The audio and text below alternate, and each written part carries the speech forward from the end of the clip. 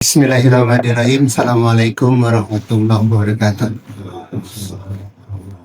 Innal hamdalillah nahmaduhu wa nasta'inuhu wa nastaghfiruh wa na'udzu billahi min syururi anfusina wa min sayyiati a'malina.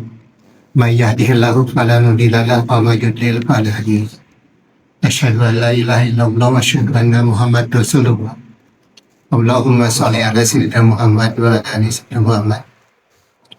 Hadirin sidang salat subuh yang dimuliakan oleh Allah. Baik Bapak dan Ibu, jadi semuanya diawali dari ketika ada teman saya datang ke kantor.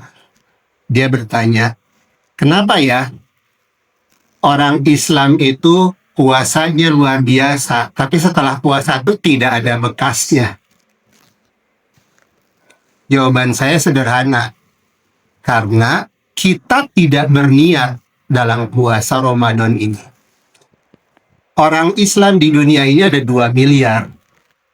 Mungkin dari 100 juta orang, belum tentu ada yang berniat yang sesuai dengan apa keinginan Allah tentang puasa Ramadan. Jadi gini, ketika kita lihat konstruksi dari ayatnya, Ramadan surat Al-Baqarah 183. Di sana itu belum cerita puasa bulan Ramadan. Di sana baru cerita bahwa ada hukum puasa yang tujuannya takwa.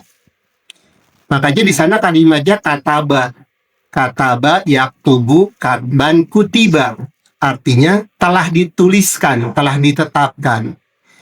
Jadi puasa itu kan ada yang tujuannya kebal, ada yang tujuannya ingin kaya dan lain-lain. Nah, ada puasa yang tujuannya itu takwa. Allah buat aturannya. Kalau tujuannya takwa, kalau di dalam puasa itu bocor, maka harus diganti. Kalau tidak bisa diganti dengan puasa, bayar fidyah. Baru ayat berikutnya yang sahru Ramadan allazi unzila fihil Quran dan seterusnya, ada kata-kata faman syahida minhumus sahru falyasum.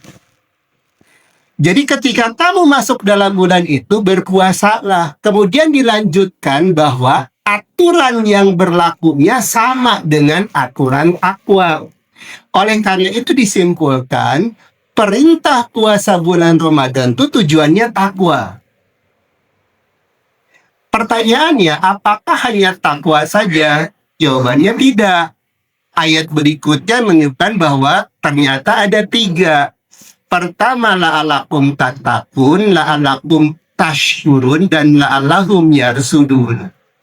Jadi, tujuan puasa Ramadan itu pertama, mudah-mudahan kamu bertakwa, mudah-mudahan kamu bersyukur, dan mudah-mudahan kamu mendapat petunjuk. Oke, pertanyaannya sekarang, petunjuknya petunjuk yang bagaimana ketika kita melakukan puasa Ramadan? Itu masalahnya. Jadi Bapak dan Ibu, ada 3 yarsudun, ada 3 petunjuk yang ada di dalam Al-Quran yang berhubungannya dengan takwa. Pertama, itu ada di surat Al-Baqarah ayat 177. Ya, jadi di dalam surat itu dijelaskan begini, yang namanya berbuat kebaikan itu bukan menghadap barat dan timur. Berbuat kebajikan itu adalah percaya kepada Allah, percaya kitab-kitab Allah, memberikan harta pada fakir miskin, kemudian juga sabar dalam penderitaan, sabar dalam kemelaratan, dan sabar dalam kondisi peperangan. Kemudian menepati janji, dan ujung ayat itu mengatakan begini, ulaika allazina shadaku wa ulaika humul muttaqun. Itulah dia orang-orang yang benar dan itulah dia orang-orang yang bertakwa. Jadi, petunjuk yang Allah inginkan pada bulan Ramadan itu untuk menjadi orang yang benar. Dan Allah sudah jelaskan tentang takwa. Takwa itu sudah dijelaskan oleh Allah dalam surat Al-Baqarah ayat 177. Wa ulaika humul muttaqun, dan mereka itulah orang-orang yang takwa. Jadi kita tidak perlu menjelaskan apa-apa lagi. Oke, jadi yarsudun yang pertama adalah menjadi orang yang benar dan menjadi orang yang bertakwa. Caranya seperti apa? Oke. Yang kedua adalah justru di Al-Baqarah yang pertama. Ya, yang alif lam mim itu semuanya rasanya sudah hafal. Jadi tidak ada keraguan bagi apa nih? Petunjuk bagi orang yang bertakwa. Lanjutannya allazina yu'minuna bil ghaib. Petunjuk yang dimaksud adalah percaya kepada yang gaib dan seterusnya. Ya. Nanti di ujung ayat, di ayat kelimanya itu katakan begini. Ya. Ulaika hudam mir rabbihim wa ulaika humul muflihun. Merekalah yang mendapat petunjuk dari Tuhanmu dan merekalah orang-orang yang muflihun. Muflihun itu di dalam terjemahan disebut orang yang beruntung. Bahasa kita tuh orang sukses, Pak. Muflihun itu. Bahasa Inggris itu successful, orang yang sangat sukses. Jadi dengan petunjuk Al-Quran itu manusia akan sukses. Jadi yang kedua, yarsudur, yang Allah akan berikan kepada manusia, ya, itu adalah untuk menjadi orang sukses dalam hal bulan Ramadan ini. Jadi menjadi orang yang takwa, menjadi orang yang benar, dan menjadi orang yang sukses. Yarsudun yang ketiga itu. Nah, ada satu lagi Bapak dan Ibu. Itu di surat Al-A'raf ayat 96. Ya.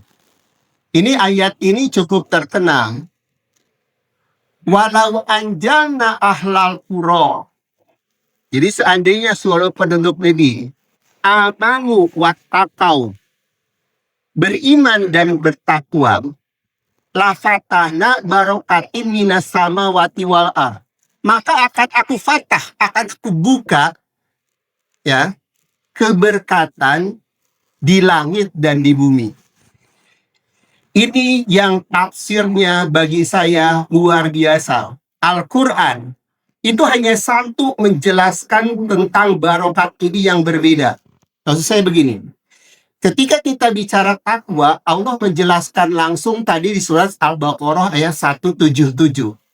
Ketika bicara Allah adalah tentang kaum fasik, Allah tidak menjelaskan kaum fasik. Tapi Allah mengatakan, tuh lihat kaum fasik itu adalah umatnya Musa. Ya, itu umatnya Musa itu kaum fasik. Kalau kaum zolim, Allah menyatakan kaum zolim itu umatnya Isa. Ya, untuk masalah misalkan ikhlas, Allah menjelaskan bahwa ikhlas itu adalah inna sholati wa nusuki wa mahyaya wa mamati lillahi rabbil alamin. Jadi ikhlas itu adalah manusia yang sholatnya, ibadahnya, hidupnya, dan matinya untuk Allah. Itu terjemahannya itu. Tapi bagaimana dengan yang namanya keberkahan? Barakat inna samawati wal ardh. Pada keberkahan ini Allah bukan menjelaskan dalam bentuk kata-kata. Jadi Allah meminta manusia merasakan langsung yang namanya keberkahan. Jadi pada saat bulan Ramadan ini, manusia hari ini merasakan langsung yang disebut keberkahan itu seperti apa? Karena apa? Umumnya manusia berpuasa, umumnya mereka bertakwa, dan seterusnya, sehingga keberkahan itu muncul atau dibuka. Coba lihat kalau pada bulan puasa, yang namanya ekonomi jalan, yang namanya orang beribadah di masjid penuh. Itu yang dimaksud keberkahan. Nah ini kalau bahasa teman saya tuh Allah pinjamkan kepada kita nih keberkahan. Kata Allah teh, nah beginilah yang dimaksud dengan keberkahan. Namun sayangnya keberkahan itu belum menjadi milik kita. Jadi setelah 1 bulan Dia tidak ada lagi di tangan kita semua. Ya, ibaratnya saya begini, saya pinjamkan kepada Pak Irwan. Pak Irwan ini mobil Mercy dengan supirnya, dengan bensinnya, dengan tolnya. Pak Irwan senang dong. Nah, kita ini sekarang senang, Pak, dengan Ramadan ini. Orang menahan nafsu, ekonomi jalan, semuanya gembira, nggak ada konflik relatif, kecuali yang perang di luar. Tapi Pak Irwan, Mercy ini belum jadi miliknya Pak Irwan. Pak Irwan tuh baru dipinjamkan. Itu masalahnya. Oleh karena itulah, dia harus jadi milik kita. Oleh karena itu juga saya katakan, disinilah kita perlu berniat. Jadi sebetulnya Bapak-Bapak dan Ibu-Ibu, ketika awal Ramadan itu dimulai, saya membayangkan nanti ya, harus sekarang tidak bisa. Kita tuh dipimpin untuk niat bersama dalam puasa ini. Niatnya seperti apa? Ini yang saya lakukan ketika pertama puasa. Jadi pada saat sholat tarawih, ya Allah, aku ingin puasa yang aku lakukan pada bulan Ramadan ini adalah untuk menjadikan diriku manusia yang bertakwa, untuk menjadikan diriku manusia yang bersyukur, dan untuk menjadikan diriku manusia yang mendapat petunjuk. Petunjuk sebagai orang yang benar, petunjuk sebagai orang yang takwa, petunjuk sebagai orang yang sukses, dan menjadikan keberkahan itu menjadi milikku, sehingga seluruh hidupku penuh dengan keberkahan. Mestinya itu niat yang kita lakukan oleh seluruh umat Islam saat ini. Dan saya melihat itu tidak pernah diajarkan, itu tidak pernah dibahas dalam kitab apapun, dan itu praktis tidak kita laksanakan. Oleh karena itulah mengapa bertahun-tahun orang Islam puasa tidak ada bekasnya. Yang ada orang Islam saat ini semakin terburuk, bahkan konflik di antara mereka sendiri. Dari saya cukup sekian. Assalamualaikum warahmatullahi wabarakatuh.